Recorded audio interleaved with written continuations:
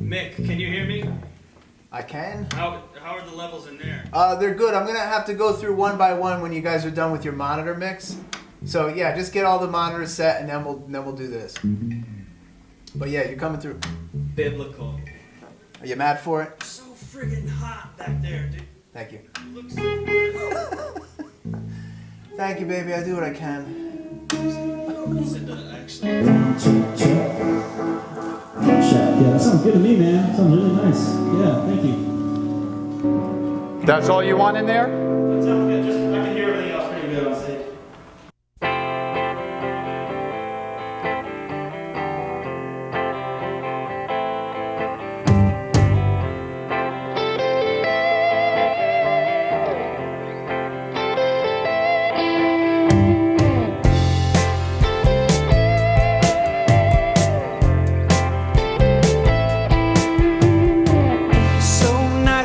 Sit and wonder, got me wondering what life is like. It's been a while since you lost that thunder. Maybe now you'll get it right. Running away from the fact we're all hypocrites at heart. Living in the past, waiting on life to start. It's hard to find. So much easier than making up your own mind.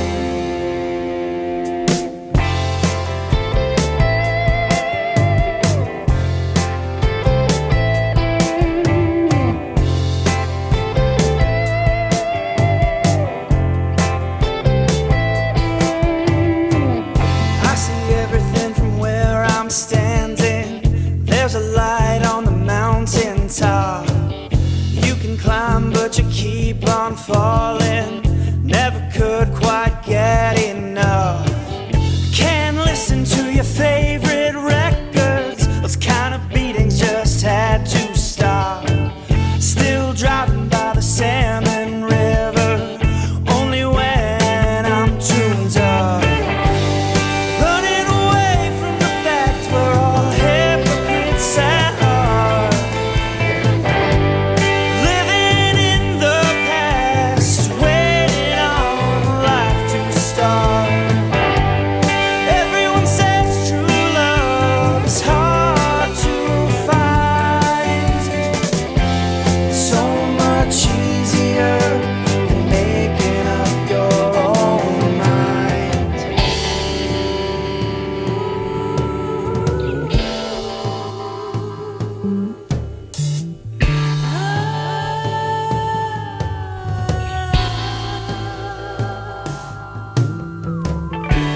Such a lonely soul, facing the crowd, told to break the mold, your head in the clouds. Never met a man you couldn't love. Plead your innocence when it comes undone.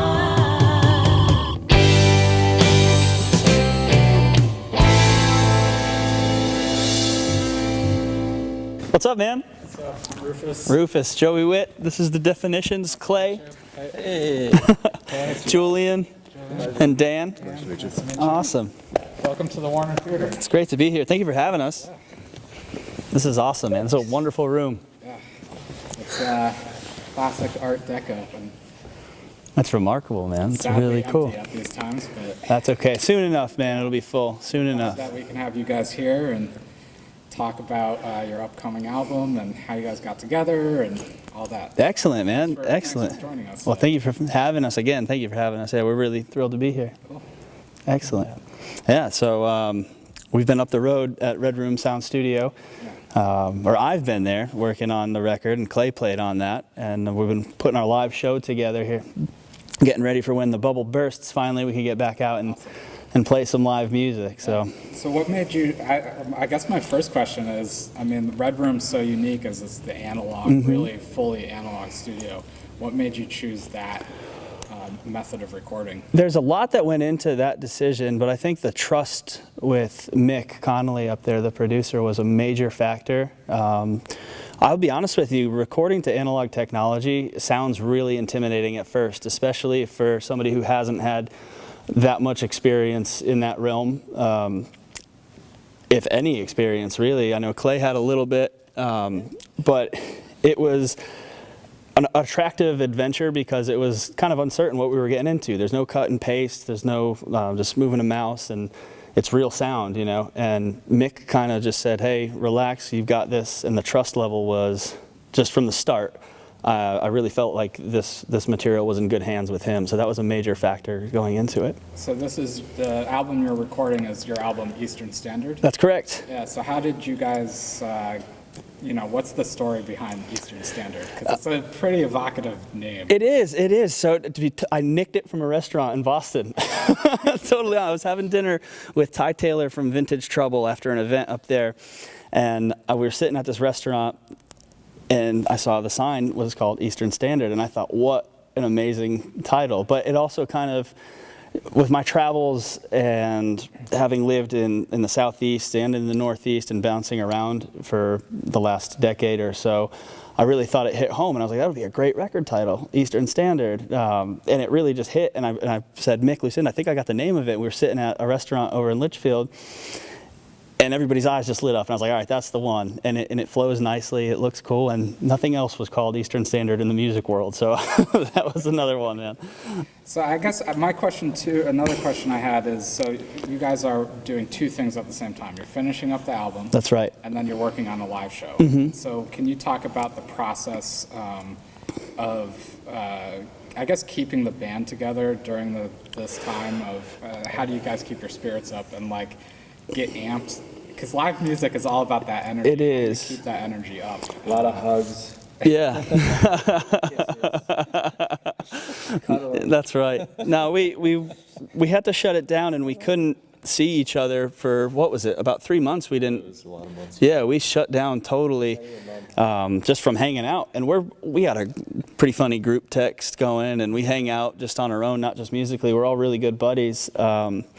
But keeping the energy level up musically was tough. I think we got together once when the veil was just a little bit lifted in June, and then Julian does a lot of session work, so he was a little bit tied up, and Dan was working, and Clay was doing his thing. So we were all kind of individually out there, but staying in touch. And then once we started getting later in the summer, and we're like, okay, well, you know, places are having shows, and we may have an opportunity to go play somewhere. Let's kind of get our act back together and start tightening it up. And Mick and Lucinda at Red Room were kind enough to let us use their space to rehearse. So we've been the last couple months getting back after it and playing live. But it's always an entertaining time with the four of us. I have to say, we laugh a lot, and that going back to that trust thing is, I think we're all really good buddies too. Cool. Yeah.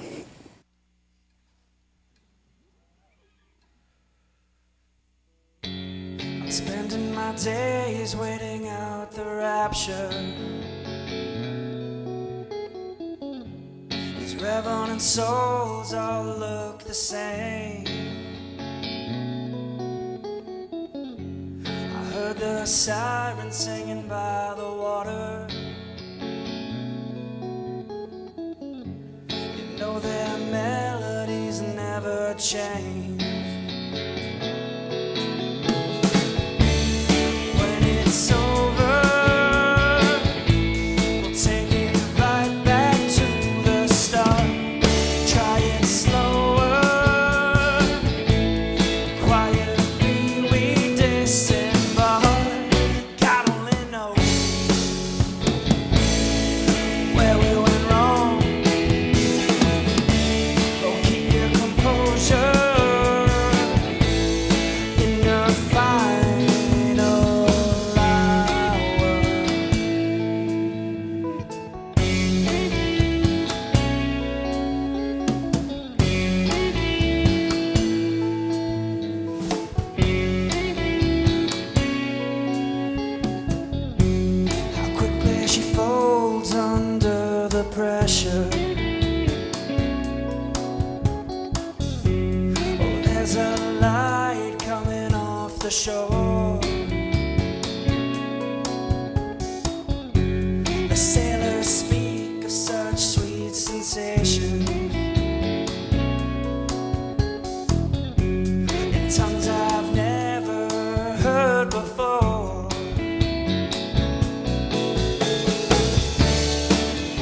it's over, we'll take it right back to the start. Try it slower, quietly we disembark. God only knows where we went wrong. Keep your composure in the final hour.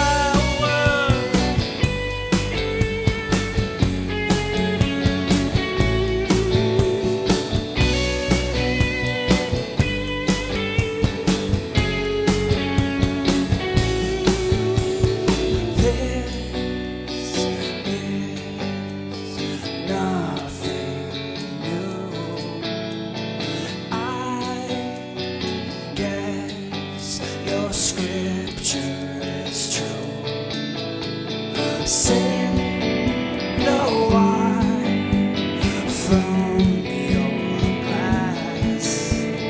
Ghost of future, present and past.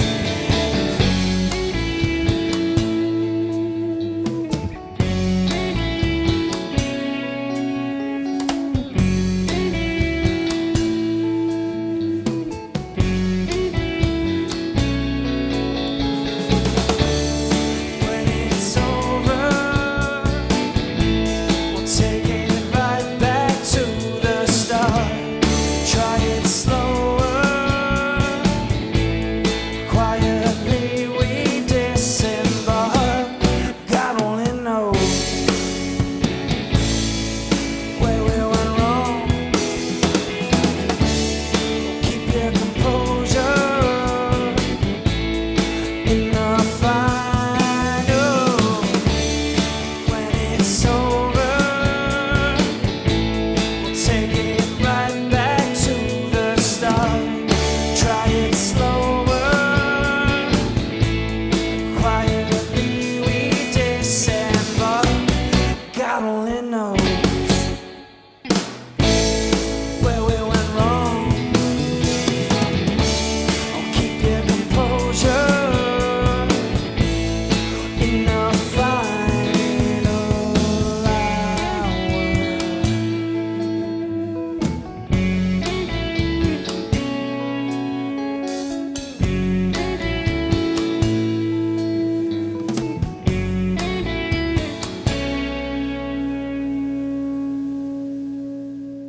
You guys are doing the record now, and then but the live. What are the different feel of the live? I guess the live version versus the recorded version. So when we started recording not last September, but September 2019, originally Clay and I had just gone up to the studio, and our kid and Dan had just joined the live band, I think, in the summertime. So we were trying to still feel it out a little bit. There was some songs that we didn't have down that were going to be on this record that actually Mick and I kind of arranged and did that. So Mick took over control of the rhythm section on the record, and the boys they were still learning some of the other tunes that we were doing live. So we kind of kept it separate. Hopefully the next one, it'll be the four of us on it. But Clay actually is the live member who played on the record, and he's on, I think, just about 7 of the 9 songs, Clay? Yeah, 7 and 9. 7 out of 9 of them. And just, kind of working the schedules and all that stuff was an interesting balancing act, really. Life gets in the way of some things, so you kind of keep moving forward. But these fellas had a lot to do with some of the other tunes. The arrangements we came up with in rehearsal are on the record, but some of the other tunes that they just didn't know kind of came together in the studio. So there was a lot that went into it. There's a lot of moving parts, man. Yeah. How did you guys get together? I mean, what's the origin? You want to take that one? Yeah. So Clay, we've known each other for 20 years, yes. 40 years, about 40 years now. Yeah. Very long time. About 20 years. Clay's my cousin-in-law. Yeah. So it's a really cool story, and we have a little bit of time here to speak on it. So Clay was in a band called St. Tone. St. Tone, right? That's St. Tone days. And that's how I know Lucinda and Mick. Yeah. So Clay showed me how to play an E chord when I was about 14, and then that guitar went in the closet for a little while I was off doing some other things. But many years later, I started writing some songs, and I invited him to kind of join this live group I was trying to put together. And he really dug the tunes, and we got to kind of grew into this thing where, hey, we should try and find some help. So he said, reach out to Lucinda. So I shot her, and I think it was a Facebook message or an email, and she probably thought I was crazy, but I was like, you know what, I really believe in it, and Clay really believed in it, and we were excited. So we went up and we met, and some time went by, and next thing you knew, we felt ready to make a record and have some representation, and it all kind of worked out. The timing was just perfect. So we went to Red Room and recorded and started that. But I met Julian just through the music circuit. He was playing in some bands around Connecticut. He played with another cousin of mine in a band and we just hit it off, I think, from day one. And through Julian, I met Dan. So it just speaks on the connections that you can make through music. It's a beautiful thing, man. It's a really cool thing just to get out there and be playing, and you'll meet all sorts of wonderful people. So it's really cool. And I would just add, to go back in time a little bit. Yeah.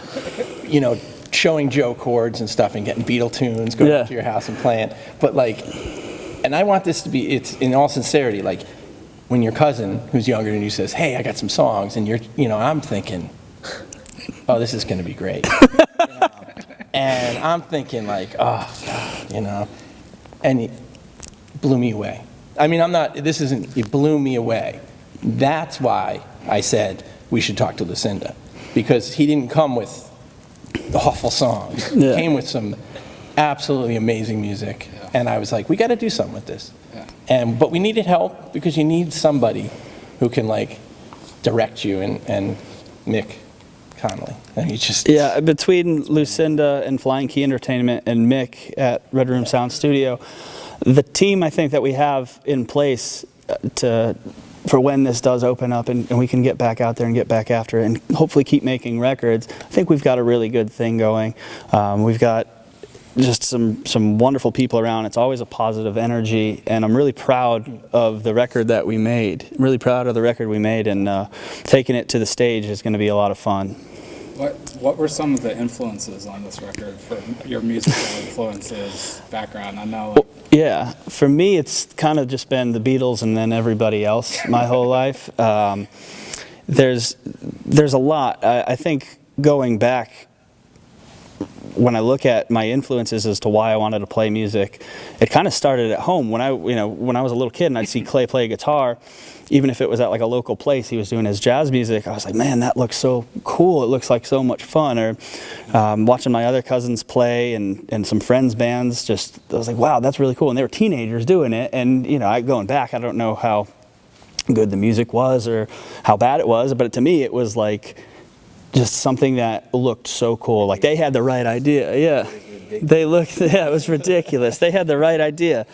So I really wanted to get out there and do that. But as far as on a bigger level, as far as the records that I listen to a lot of Radiohead and a band called Doves from Manchester. But even still, Oasis, Oasis. I love Oasis. Wilco. But I listen to Julian, has a solo record, and I listen to his music just as much as I listen to all these other people. Yeah, you got it, man. But you speak on that too, fellas. I mean, Clay. Yeah, especially with a jazz background. Oh gosh, man, you're opening up some doors there. But that's one of our favorite things to do is listen to records in our rehearsal barn. I have a barn, and we rehearse there, and it's a barn. It's great, and I am a firm believer in vinyl. It's so hard to pull out that phone and plug it in. Yeah. It's just not as fun. So we've been collecting, and we'll put on stuff, and we just share it. And the great thing is that Julian and Dan are so knowledgeable and very intelligent and have different styles, and they bring it all to the table. So we really sound good together. Yeah. It's an amazing thing. It's a tight little unit, and it's always a good time. And just we also share, I think, a lot of the same influences, and we're always bringing new influences out of each other. Dan shows me music all the time. Sometimes we'll ride down to our rehearsal barn on the shoreline and we'll carpool down, and we'll just switch the phone back and forth. Hey, check this tune out. Hey, check that tune out. So it's an eclectic mix of influences for sure. And I like the connection between vinyl and then now you're recording analog. Yeah. Are you going to release this new album? It will be, yeah, it will be. It'll be pressed eventually. I know the timeline for that was they had a busy year with the vinyl pressings and something at the factory happened. So speaking about that band Doves, I know their vinyl printing got pushed back a little bit. So it'll be out soon enough though. I read something that like vinyl and cassette are seeing like more numbers now than they have in like decades. It's nice to have a tangible object to go along with the sonic, art. And I think that was really important. I mean, we're like going back to sitting in our rehearsal barn and listening to records. We'll be throwing vinyl around, looking at the jackets and reading who played on what, and the pictures that go along with it. But having that imagery to go along with the sonic experience, I think, is important to us. Some of those old vinyl designs are. I mean, I collect vinyl too, so it's like I'll go through the bins, and it's like I'll pick stuff just because the cover's cool. Oh yeah, I've got the cover. Yeah, yeah. You got to come down and check it out, Rufus. Yeah, that'll be fun. We have a good time. Rufus records that are just I like. Yeah, that's awesome. My best friend's name is Shaka, so it's like. That's great. Yeah, yeah. I love that. Yeah. That's fantastic. So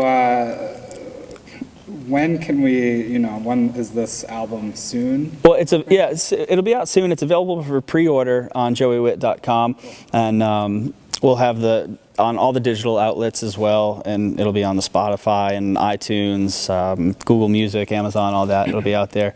But as far as the physical copies, joeywit.com, you can order it from there. Awesome. Yeah.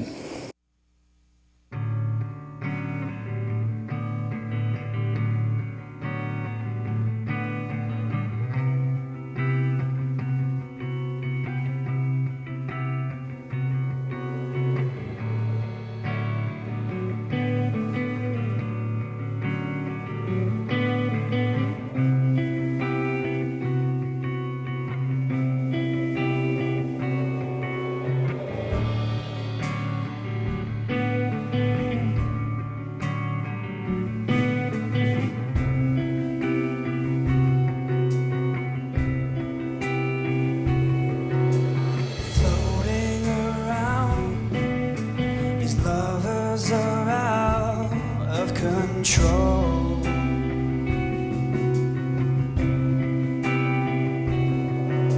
The hearts on their sleeves fade like the leaves in the fall.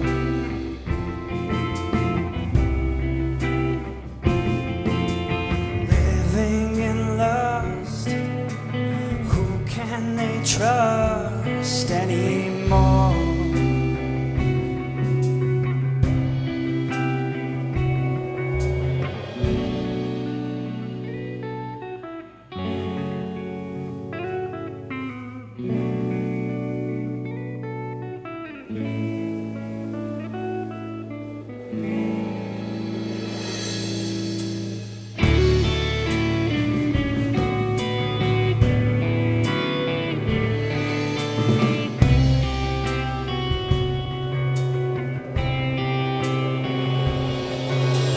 Dressed out to thrill, leave all your guilt at the door.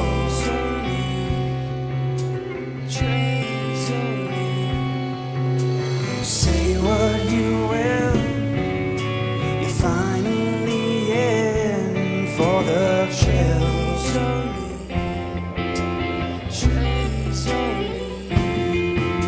But you're on the run before the sun hits the floor.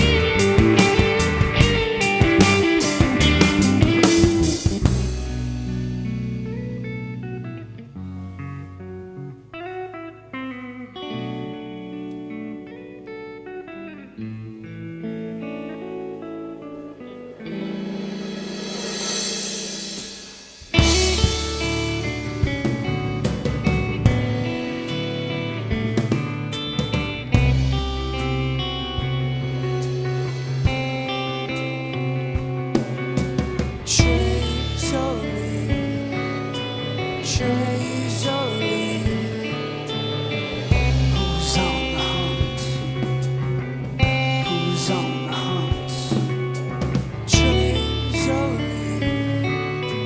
treasury. Who's on the hunt? Who's on the hunt?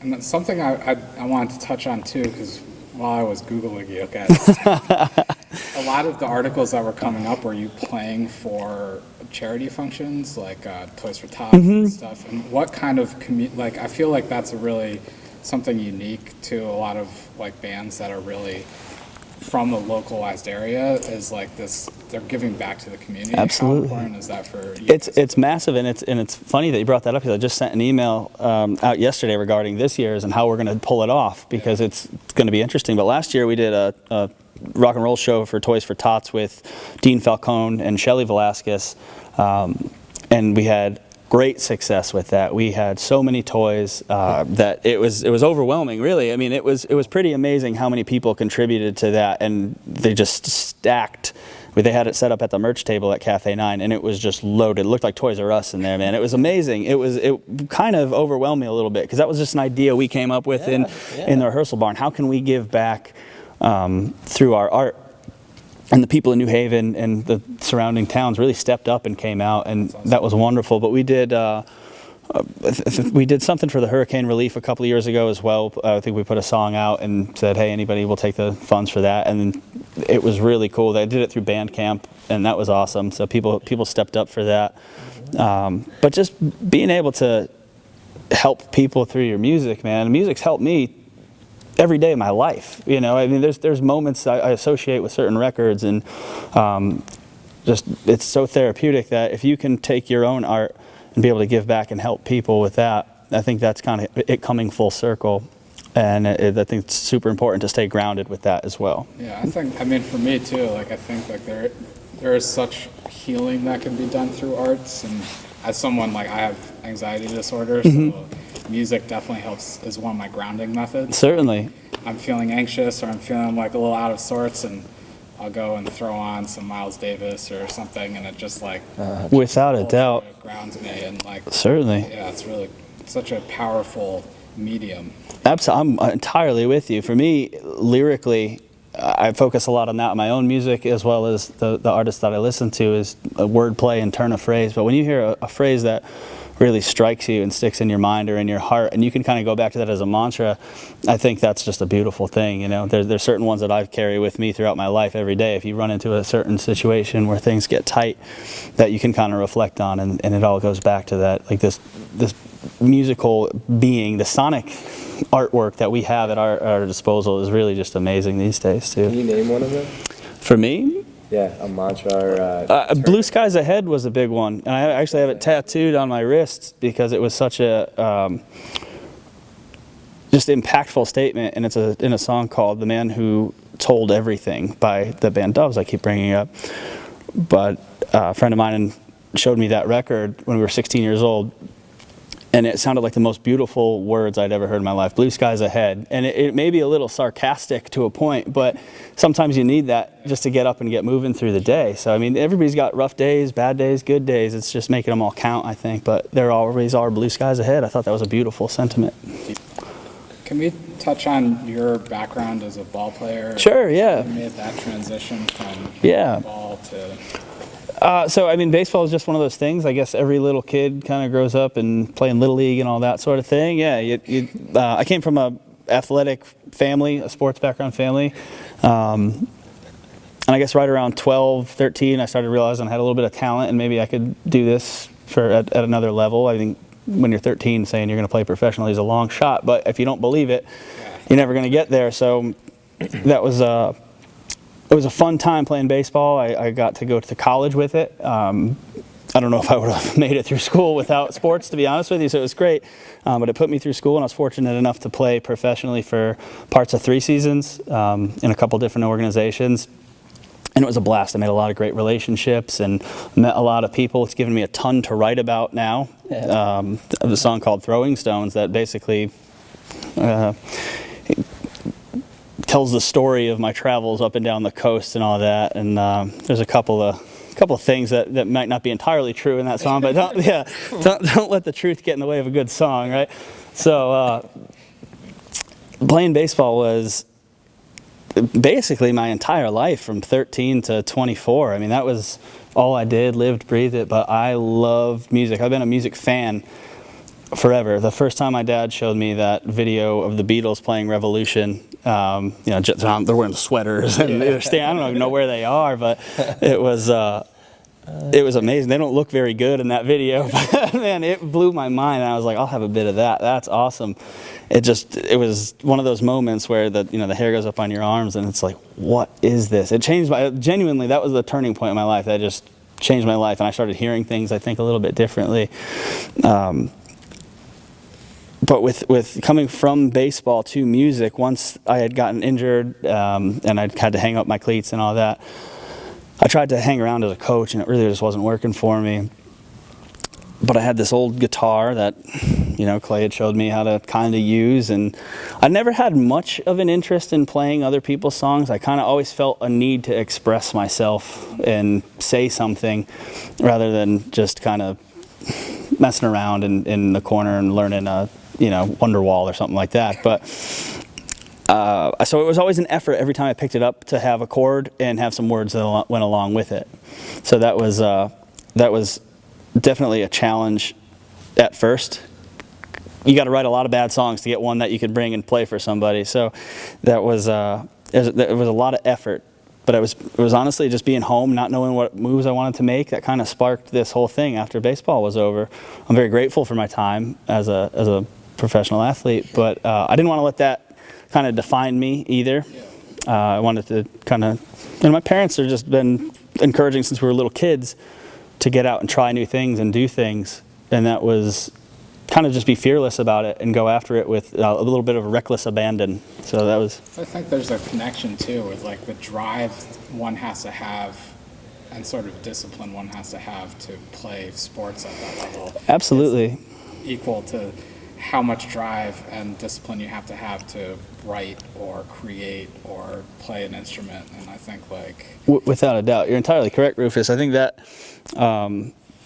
Clay often uses the word compartmentalize, and being able to have your routine down, a practice routine, and being able to kind of stay the course when it gets discouraging. Sure. And adversity is everywhere. So when through sports, I think, especially, I had a wonderful college baseball coach who kind of preached that, you're going to face things that are harder than hitting a 95-mile-an-hour fastball, but you got to be ready for everything. So I think when you face adversity, being able to rise above it or handle it, sometimes you can't rise above it. You just got to kind of let it wash over you and suffer through it.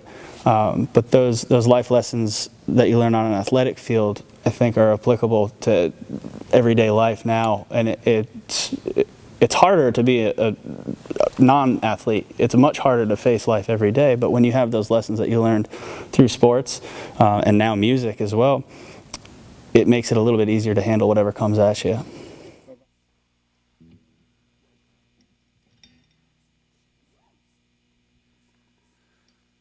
Jump the forest city when looking for a sign. I made my way down through those Carolina pines. The doctors couldn't help me and I miss my family. We headed on west towards East Tennessee. I made my way through Asheville, the land of the sky. Passed on a service in the quality of life, soaking up the Blue Ridge by the state line. The Sphinx was back in Durham, sipping oil, burning vine.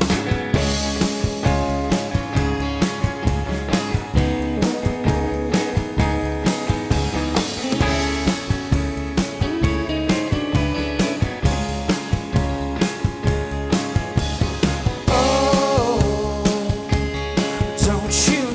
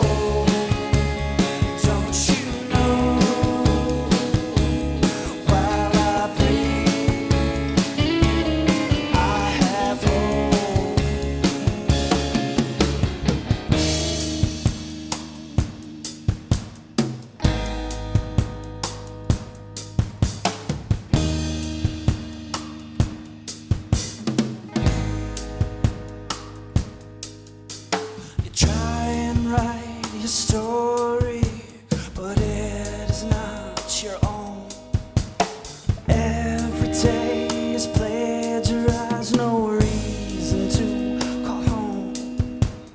Life in a glass house, you're sitting at your throne, counting all of my sins and throwing all your stones.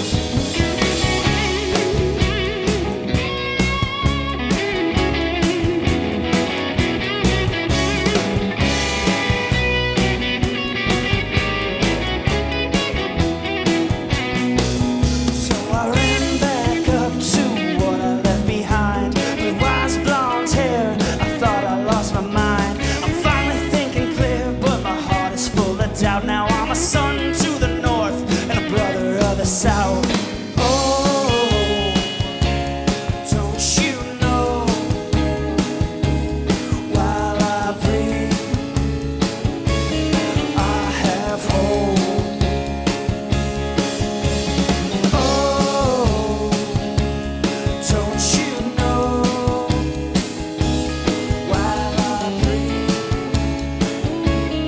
I have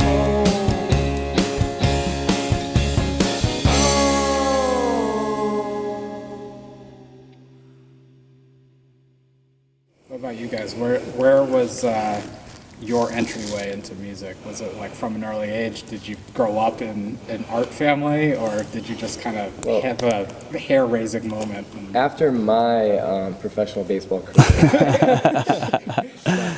no, yeah, it was, my dad is just he's a guitar instructor by trade, and he's always been in rock bands ever since before he had kids and until this day, and he's just been a huge inspiration. So, you know, there's always music in my household, and I just took to it from a really young age. I started drums just when I was in like 4th grade or whatever, and made music with my brother, and got some funny recordings of us going, all right, our next song. And we just fucking jammed. But yeah, so yeah, just playing from a young age and never stopping, because I don't feel like ever stopping. It feels good, you know? That's right. For me, it was like way simpler than any of that. I don't know. My friends asked me if I wanted to play bass, and I was like, why not? That's the most bass player story I've ever heard.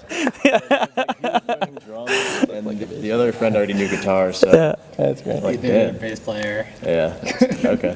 They thought he looked cool. He had a good look to him, so like, you should play bass in our He band. was like, do you want to play tuba? Yeah, Tubas are a lot more expensive than bass. they are. It might have been a turn. But, I mean, I played trumpet in middle school, but I could never appreciate it to the extent that I would appreciate music now. I think I had to be in a different setting, and I needed my friends to like put me into it, because there's just not that same emotion or feeling when you're in class with a bunch of other knuckleheads and like, everyone's just making out of tune noises, Yeah. and the teacher's upset just because of that. It doesn't work. Well, my father was a scholar. He was a very smart guy, and he used to sit in his chair with his pipe, and he would listen to like Gregorian chants. I'm not kidding, I'm serious. Or Gustav Mahler, and like this is just, I'd walk in there and I'd be like, sit down and watch my dad smoke his pipe, and I'd listen to this stuff going, what is it that he's digging on this, you know? and then my brother and sister played, you know, I had an older brother and sister, and they played in the band, and you know, and I just remember one day going, I think I'm going to play something. And playing band, like learning music in school, was the same experience as being on the baseball team or the football team, which I played football, but I played it all. It's that being on a team, but instead of playing ball, you're playing with an instrument. And then guitar hit, Eddie Van Halen, I mean, Steve Vai. Yeah. And then you're like, I want that. You know, my parents were like, no way. And I was like, well, if I play this and I don't quit the trombone, and that's it. I mowed lawns and started taking lessons, and that's it. I mean, it's just, and it's so sad because we lost Eddie. Yeah, man, for sure. You know, for me, the guitar is just, there's no better instrument in the world than a guitar. You're very good at it as well. Yeah. I learned how to play on the back of a pack of matches. That's it, man, yeah. My moment that told me I was going to be a musician was my mom worked for a concert promoter, and we would always get free tickets. And I was just like, whatever. And I would go to see people, and I'd be like, that's great. And one day we went, my brother dragged me. Literally, I was like, I don't know, watch the Brady Bunch. I don't know. He dragged me to go to Hartford. We go to the Bushnell Theater, and like, you know, they got the little lights, and it's dark, and we just showed up in time, and they brought us to the front row.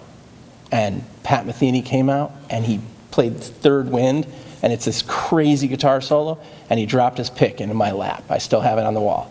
That's awesome. And I saw that guy play guitar, and I said, it blew me away. To this day, I got his shirt, I got that ticket, and I got that pick on the wall. And that was the moment that changed me. So the Lightning Hop, that's my moment right there. He's the baddest dude ever. That's cool, man. That's cool. It's great. So. Absolutely. No, there's so many different moments musically that could just strike you at any given time. It's really, really cool. Well, thank you guys for coming and joining me here at the Warner Theater. And I just want to, I'm really excited to hear Eastern Standard. And if you want to just remind us where we can get this again and where we can hear it. Absolutely, yeah. So for all information regarding myself and The Definition, you could go to joeywit.com. The album will be out very soon. You can do a pre-order on joeywit.com. We're all over Facebook. Search Joey Wit and The Definition. Instagram is @Joey_Wit. So feel free to give us a follow, and I will follow you back. So, yeah, just getting all the content out there. It's all on joeywit.com. It's kind of the main hub for everything. There's a lot of links everywhere else. Well, I'm excited because maybe once we're out of this craziness, we can get you guys back here at the Warner to play a little something on the stage. That'd be wonderful, Rufus. We're so grateful to be here right now. We'd love to come back and play a little rock and roll for you, man. Awesome. I love it. Thank you so much for having us. Yeah, thanks. Thanks for having us. Take care, man.